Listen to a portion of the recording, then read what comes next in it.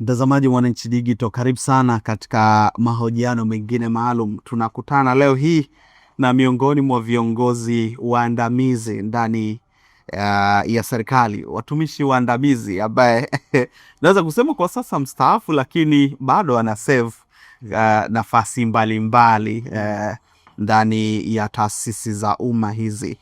Leo tunayo bahati ya kukutana na Balozi Ombeni Sefue. Balozi Ombeni Sefue huyu amekuwa balozi kama hivyo anavyotambulika sasa, lakini amewahi kuhudumu kama katibu mkuu kiongozi, na bahati iliyoje kwa Balozi Sefue, amehudumu nafasi za juu za uongozi katika awamu mbalimbali za serikali. Kwa hiyo tutaenda kupata uzoefu kutoka kwake, lakini tutapata mawili matatu na kujua hasa historia na maisha yake kwa ujumla.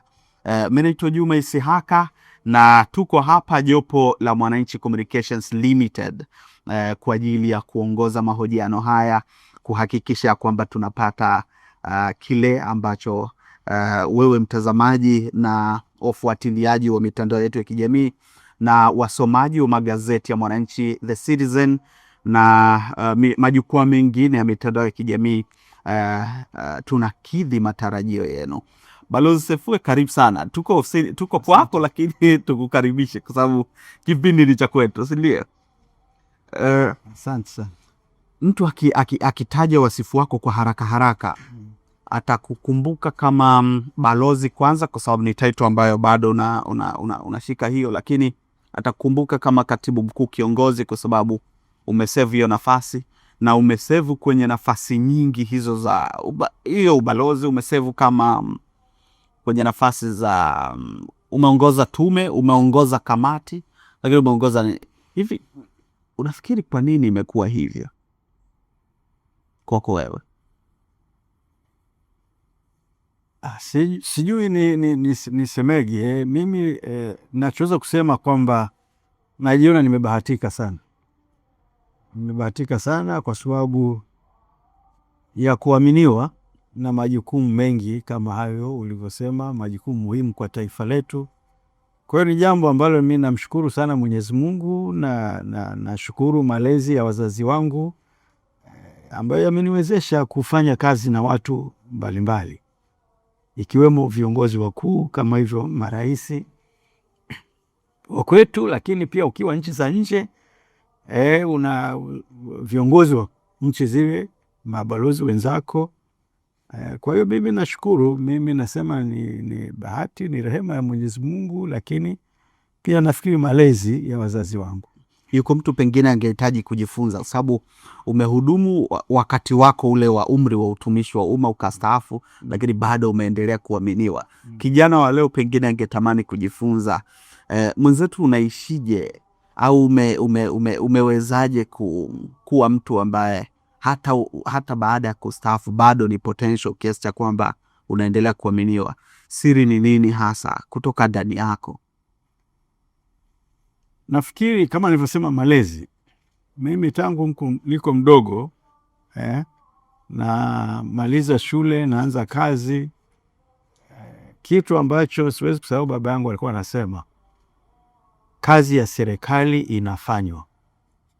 Ukimemniwa na kazi, unaifanya kwa kadri ya uwezo ambao Mwenyezi Mungu amekupa.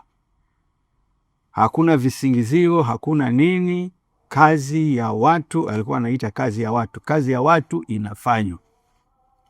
Kwa hiyo nafikiri imenipa motisha kwa jukumu lolote ninalopewa, kwamba lazima nitekeleze. Kiingereza inasema I must deliver, na kwa kiwango kinachotarajiwa, na ikiwezekana hata kuvuka. Kwa hiyo iko ndani yangu kabisa, kwamba kwenye kila jukumu, na hiyo ndio inanisukuma, na naamini kwamba ndio imefanya hata nikaendelea kuaminiwa. Na ukiwa katibu mkuu kiongozi, ulikuwa pia unashughulika na masuala ya usalama kama katibu. Sasa hivi kumekuwa na wimbi la maandamano, kila likipita hili linakuja lingine. Tukiangalia sisi kwa mbali, tunaona kwamba kuna tishio kwenye usalama, kuna tishio kwenye uchumi. Kwa mtazamo wako, unadhani hii hali tumefikaje hapa na unadhani kwamba tunatokaje? Unajua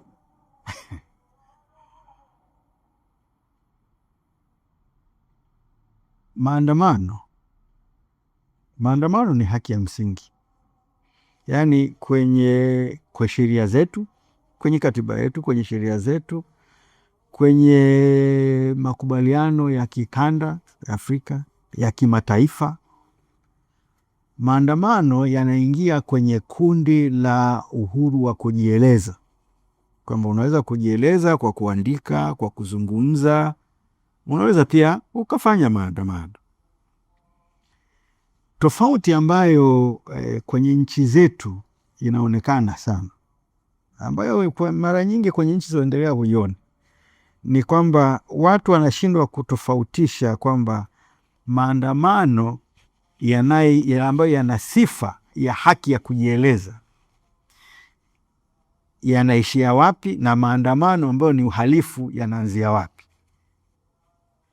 Na hata yeye mkifanya utafiti kimataifa, kwenye sheria za kimataifa kuna maandamano yenye sifa ya kustahili kinga ya kisheria ndani ya nchi na hata nje ya nchi, lakini yamewekewa masharti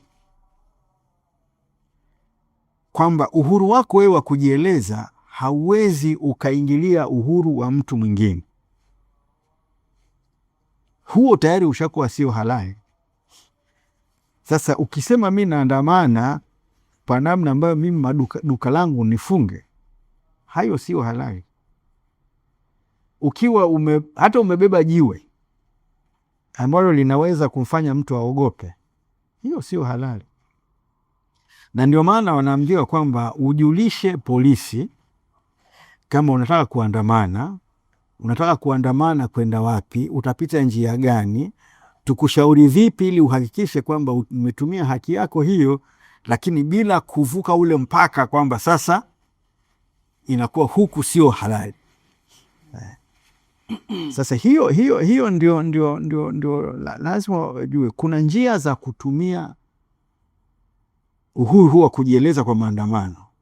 Ndaambia mimi nilikuwa balozi Umoja wa Mataifa. Pale Umoja wa Mataifa kuna mtaa mmoja karibu kila siku kuna watu wanaandamana. Kwa sababu kuna Umoja wa Mataifa, yani kuna ajenda za dunia kwenye kila kitu. Kwa hiyo lazima kuna mtu anala kwake ambao linamkera mnazungumza huko. Lakini wao wameelewana na polisi wa New York, wamepewa eneo. Andaeni mabango yenu Kwa hiyo hawa mabalozi wanatoka kwenye vikao vyao au mawaziri au marais wakipita wataona mabango yenu, lakini mmesimama na mabango yenu. Hamfanyi fujo, hamfanyi mtu yoyote. Sasa huo ndio ustaarabu wa maandamano. Sasa wewe ukifanya maandamano ambayo yanaharibu mali ya mtu au yanatisha wale wanaosimamia usalama, nyewe mmeona mataifa mengine huko.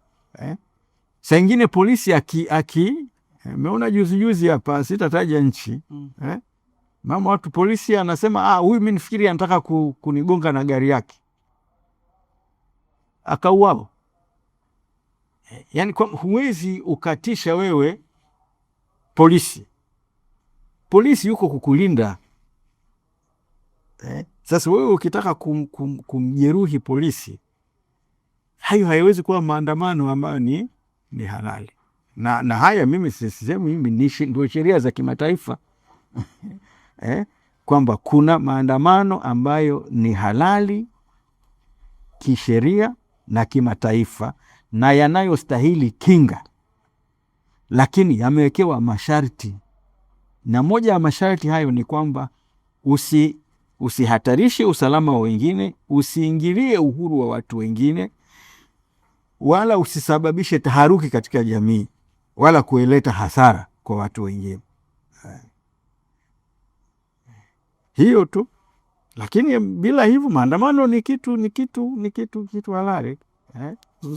Unafikiri kwa nini sasa hadi tumefikaje sasa hapo, Mheshimiwa Balozi? Hiyo naosema kwamba vijana kuona nchi zingine wanafanya hivyo na mara nyingi hizo nchi wala sio za wale ambao tunaiga demokrasia zao, ni hizi nchi zinazoendelea huko ndio tunafundishana hayo maandamano ya aina hii wenyewe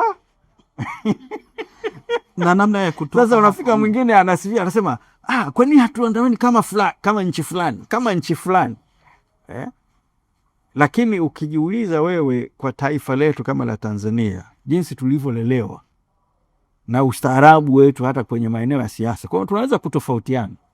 Hakuna watu, hata wewe kwenye familia yako unaweza kutofautiana na mke wako na mtoto. Sasa utaandamana, mtazungumza, hatimaye mnafikia mwafaka tu. Shida ni nini? Lakini kusema kwamba na wengine wanawadhihaki, asema Tanzania waoga sana. Sio waoga, ni unatumia akili. Rais Kikwete amekwambia akili za kuambiwa changanya na za kwako. Sasa wewe ukiona umeona juzi wengine wa machinga, wengine bodaboda, nasema bwana, maandamano yenu sisi hatutaki, kwa sababu wameona athari yake. Kwa sababu watu wanasema polisi wameua watu, lakini polisi hawakuamka tu wakaamua kuua. Ni kwamba walikuwa wanadhibiti jambo fulani na wakaona kwamba linaenda kubaya. Kwa hiyo yale yangekuwa ni maandamano ambayo yale yana sifa zile za kulindwa kimataifa, kusingekuwa na shida. Kwa hiyo mimi nasema hii, tuache kuiga kila kitu, tuangalie kwamba hii kitu kweli kina maslahi au maslahi ambayo hasa mimi nayataka. Hii ndio njia sahihi. Hiyo tu. Mheshimiwa Balozi, unadhani kuna shida kwenye malezi? Malezi ni tatizo hiyo, wala tusidanganyane kabisa. Malezi ni tatizo kwa sababu tunaishi katika dunia ambayo unaweza kukuta wazazi, kila mtu ana kazi yake, ana majukumu yake. Kwa hiyo hata muda ule wa kukaa na watoto, kuwalea vizuri, unakuwa hautoshi. Yani nikilinganisha kwa mfano mimi nilivyolelewa enzi zangu, kwa sasa hivi kwa maisha, kwa uhalisia, kwa kweli ni ngumu sana. Ni ngumu sana. Kwa hiyo unakuta watoto wanatumia muda mwingi wako wenyewe, watoto kwa watoto, au wanalelewa na wafanyakazi, dada wa kazi, sijui nini. Kwa hiyo yale malezi hasa ya kumuunda mtu, kumold mtu, yanakuwa ni pungufu kidogo. Mnajua wazazi wengi wanajitahidi, lakini lazima tukubali kwamba mazingira ya sasa hivi ni magumu kwenye eneo hilo la malezi. Na ndio maana pia ni muhimu sasa kwenye mitaala yetu, kwamba mitaala, kwamba tangu watoto wako chekechea, shule ya msingi, mitaala yetu pia isaidie kujenga maadili na vitu vya namna hii. Mheshimiwa Balozi, bila shaka uliwahi kuwa kijana. Sasa hivi kuna kundi linaitwa Gen Z, ndio vijana wa leo. Tunaomba tusaidie tathmini yako. Unafikiri hawa wazuri eneo gani na eneo gani wanafeli au wanakwama, au shida yao iko maeneo gani? Sijui kama niite ni shida, lakini unajua kila zamu ina mambo yake. Nasema hiyo Rais Mwinyi alikuwa anapenda kusema hiyo, kila zama na kitabu chake. Kwa hiyo vijana kila zamu ya vijana wengine ina mambo yake, na ndio maana watu wameamua kuziita GNV hii, kwa sababu kila moja ina mambo yake. Kwa hiyo mimi nafikiri wana mazuri mengi sana, na ikiwemo matumizi ya mitandao. Teknolojia ni jambo zuri sana, linawarahisishia kufanya kazi kama kweli unataka kufanya kazi, lakini kuwa makini kwa sababu yanayopatikana kwenye mitandao yote si kweli. Si yako mengi ambayo ni ya uongo.